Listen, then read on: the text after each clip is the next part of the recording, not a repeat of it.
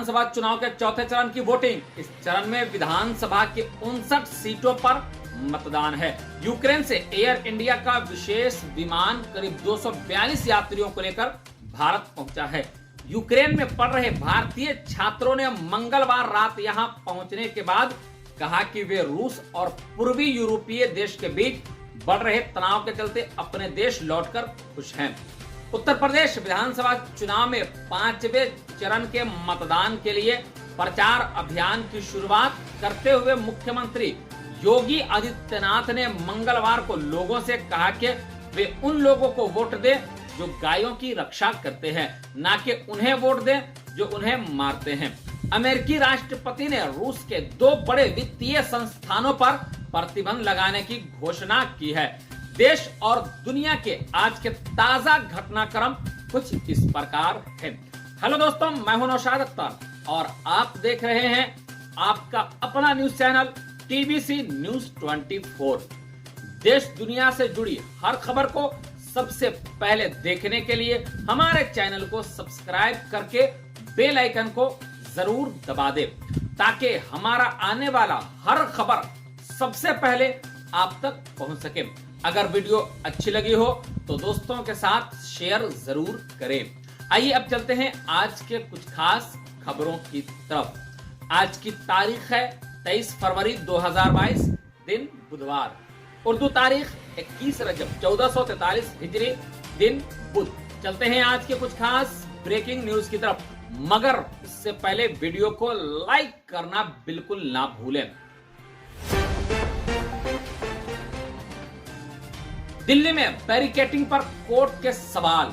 राजधानी में बैरिकेड्स की वजह से एक बार फिर दिल्ली पुलिस के काम करने के तरीकों पर सवाल उठे हैं। दिल्ली हाई कोर्ट ने दिल्ली पुलिस से कहा है कि वह शहर में बैरिकेड्स लगाने के लिए अपनाए जाने वाले नियमों को पेश करें।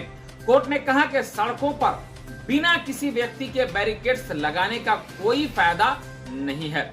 हाई कोर्ट ने दिल्ली पुलिस कमिश्नर, दिल्ली सरकार, केंद्र और साउथ एमसीडी के कमिश्नर को नोटिस जारी किया है। शर्मनाक, बेहद शर्मनाक। महिला शौचालय में बहुत बुरे हाल में थे युवक और युवती। देखकर महिला सिपाही के उड़े होश, जमकर किया हंगामा। जी हां, थोड़ी देर में पुलिस वहां पहुंची और दोनों को कोतवाली सेक्टर 58 ले आई। पुलिस ने शांति भंग करने और अन्य धाराओं में केस दर्ज कर हिरासत में ले लिया। युवक की पहचान अंकित के रूप में हुई है, जो सेक्टर 6 की एक कंपनी में मैनेजर है। राजधानी दिल्ली में सिरफिरे आशिक ने युवती के सिर पर किया हथौड़े से वार, बाद में किया खुदकुशी। जी हां, पुलिस का कहना है कि पीड़ित युवती अपने परिवार के साथ लोनी गाजियाबाद में रहती है। वह दिल्ली में एक प्राइवेट कंपनी में नौकरी करती है। राजधानी दिल्ली में एक सिरफिरे आशिक ने 22 साल की एक लड़की के सिर पर हथौड़े से वार कर उसे गंभीर रूप से घायल कर दिया है। इतना ही नहीं, इस वारदात को अंजाम देने के बाद उस युवक ने लोनी गाजियाबाद में जाकर खुदकुशी कर ली है। घायल युवती दिल्ली के एक प्राइवेट अस्पताल में भर्ती है। पुलिस का कहना है कि आरोपी युवक लड़की से एक तरफा प्यार करता था। उसे इस बात की जानकारी हुई कि लड़की की सगाई हो चुकी है। इसी बात से नाराज युवक ने लड़की की जान लेने के इरादे से उस पर हथौड़े से वार किया। एक ही शख्स पर आया देवरानी जेठानी का दिल, एक को मिली मौत, दूसरी गई जेल। जी हां, शाहजहांपुर उज्जैन का घटना। जिले के तराना तहसील में आने वाले कनार्दी गांव में हुई महिला की हत्या का खुलासा हो गया है। पुलिस ने बताया कि 2 महिलाएं भगवंता बाई और मधुबाई आपस में देवरानी और जेठानी थी। दोनों गांव के ही किसान नाम के युवक से प्रेम करती थी, लेकिन देवरानी ने जेठानी को अपने प्यार में बाधा बनते देख प्रेमी के साथ मिलकर उसे मौत के घाट उतार दिया। पुलिस ने इस हत्या का खुलासा कॉल डिटेल के आधार पर किया है। पति के अर्थी से लिपट लिपट कर रोने वाली पत्नी निकली कातिल। जी हां, बुलंदशहर, दादरी और रामगढ़ के कॉन्ट्रैक्टर किलरों से कार्रवाई थी हत्या। जी हां, पवित्र रिश्तों को पत्नी ने किया तार तार। जिस पति की अर्थी पर फूट फूट कर रो रही थी और लोगों को जतला रही थी कि वो अपने पति से प्यार करती है, लेकिन वही पत्नी अपने पति की कातिल निकली। जी हां, उसी पत्नी ने अपने 8 साल के अवैध संबंध रखने वाले प्रेमी के साथ मिलकर पति को मारने के लिए 5 कॉन्ट्रैक्ट किलरों को 4-4 लाख रुपए देने की बात कही थी। खुलासा होने के बाद परिवार भी हैरान है, जो अब सभी को फांसी देने की बात कर रहा है। बेगमपुर इलाके में बीते सोमवार की सुबह पाल कॉलोनी रिठाला में रहने वाले प्रदीप पाल नामक एक दूध कारोबारी की अज्ञात बदमाशों ने हेलीपैड के पास गोलियां मारकर हत्या कर दी थी। बेगमपुर और स्पेशल स्टॉक के टीम ने वारदात का 24 घंटे के अंदर खुलासा किया है। पुलिस टीम ने मृतक की पत्नी और प्रेमी समेत 7 आरोपियों को गिरफ्तार कर लिया है। उत्तर प्रदेश चुनाव जातिवाद के ग्रहण लगने लगा है भाजपा और सपा का गणित। जी हां, बाराबंकी पूरब की तरफ बढ़ रहे हैं उत्तर प्रदेश विधानसभा चुनाव का गेट है। इसके आगे जैसे जैसे चुनाव बढ़ेगा, जातिवाद की हवा थोड़ा कसकर चलने के आसार हैं। भाजपा ने जातिवाद से चुनाव को बाहर निकालने के लिए हर दांव चलना शुरू कर दिया है। 23 फरवरी को यानी कि आज अवध क्षेत्र में चौथे चरण के मतदान के बाद अगले 3 चरण बड़े निर्णायक होने वाले हैं। 23 फरवरी को 9 जिलों की 60 सीटों पर मतदान होना है। इनमें पीलीभीत, लखीमपुर खीरी, सीतापुर, हरदोई, उन्नाव, लखनऊ, रायबरेली, फतेहपुर और बांदा है। 5वें चरण में भी 11 जिलों के 60 सीटों पर 27 फरवरी को मतदान होगा। इनमें श्रावस्ती, बहराइच, बाराबंकी, गोंडा, अयोध्या, अमेठी, सुल्तानपुर, प्रतापगढ़, कौशाम्बी, प्रयागराज, चित्रकूट शामिल हैं।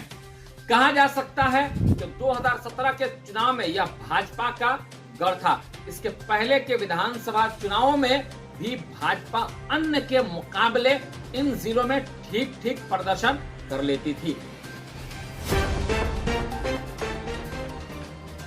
नालंदा में नियुक्ति से एक दिन पहले 139 शिक्षक अभ्यर्थी ब्लैक लिस्टेड, नियोजन पर लगी रोक। जी हां, बिहार शरीफ नियुक्ति से एक दिन पहले 139 प्रारंभिक शिक्षक अभ्यर्थियों की सूची ब्लैक लिस्टेड कर दी गई है।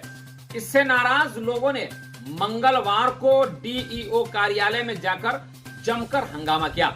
अभ्यर्थियों ने डीईओ का घेराव कर उनसे इसका कारण पूछे। डीईओ ने कहा कि एनआईसी की वेबसाइट पर कारण अपलोड कर दी गई है। बुधवार को जिले के कई प्रखंड के 1400 के आसपास चयनित प्रारंभिक शिक्षक अभ्यर्थियों को नियुक्ति पत्र सौंपे जाने थे। एक दिन पहले ही जिला शिक्षा पदाधिकारी ने चयनित अभ्यर्थियों की जांच में मिली गड़बड़ी को संदेह में 139 अभ्यर्थियों की नियुक्ति पर फिलहाल रोक लगा दी। इधर चयनित अभ्यर्थियों का आरोप है कि बिना किसी सूचना दिए तथा संदेह के आधार पर नियुक्ति पर रोक लगाना न्याय संगत नहीं है। अभ्यर्थियों ने कहा कि नियुक्ति पत्र में यदि एक दिन भी विलंब हो जाता है तो हम लोगों की रैंक पीछे चली जाएगी। यही नहीं, पहले जिन अभ्यर्थियों को नियुक्ति पत्र मिलेगा उन्हें मनचाहा जगहों पर पोस्टिंग भी मिल जाएगी। ऐसे में हम लोगों के लिए बड़ी समस्या उत्पन्न हो जाएगी। अभ्यर्थियों ने डीईओ कार्यालय में हंगामा करने के बाद समाहर न्यायालय पहुंचकर डीएम से गुहार लगाई।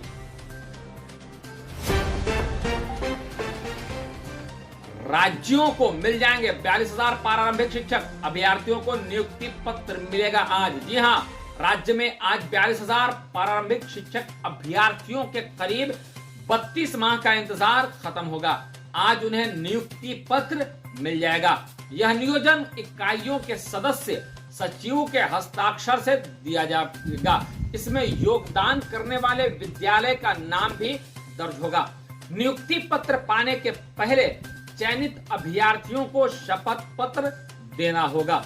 हालांकि 42,000 में से कुछ ऐसे भी चयनित होंगे जिनकी नियोजन इकाई में बुधवार को नियुक्ति पत्र नहीं बांटा जाएगा, बल्कि उन्हें अगले 1-2 दिन में यह मिलेगा।